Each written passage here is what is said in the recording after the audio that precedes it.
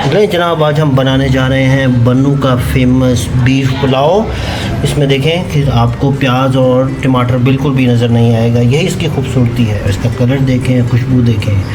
अगर आपने अभी तक नहीं खाया तो हमारी ये रेसिपी ज़रूर ट्राई करें। नहीं जनाब, आज हम बनाने जा रहे हैं बन्नू पुलाव, इसकी ऑथेंटिक रेसिपी। तो पहले हमने तकरीबन 700 ग्राम गोश्त लिया है और इसके अंदर हम तकरीबन पानी डाल देंगे 2-3 कप, इतना कि ये डूब जाए, ठीक है। और इसके बाद हम इसमें जनाब हम एक लहसुन का बोथी ऐड कर रहे हैं, पूरा एक लहसुन ऐड कर रहे हैं। 2 चम्मच जो है ना, मैंने इसके अंदर नमक ऐड कर दिया है। जनाब इसको हम थोड़ा सा हिला लेंगे और 3 सीढ़ियों तक के लिए हम इसको कुकर का हम प्रेशर दे देंगे। नहीं जनाब, हमारा यखनी हाफ़ कुक हो गई, हम इसको थोड़ा सा और पकाएंगे।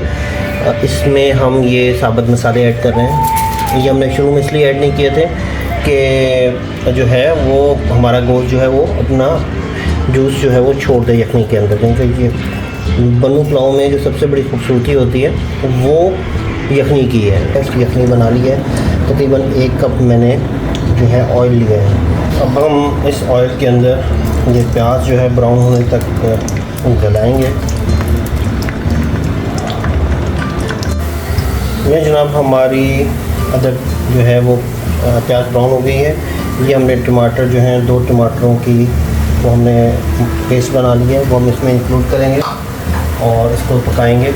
फिर हम इसमें अदरक लहसुन की पेस्ट ऐड कर देंगे।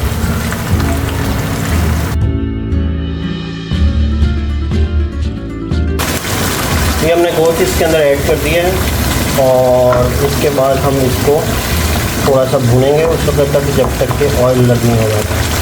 फिर हम यखनी का पानी इसमें ऐड कर देंगे। हमने 1 चम्मच गड़ा मिर्च इसके अंदर ऐड की है। ये इसके अंदर हम साबुत मिर्चें ऐड कर रहे हैं।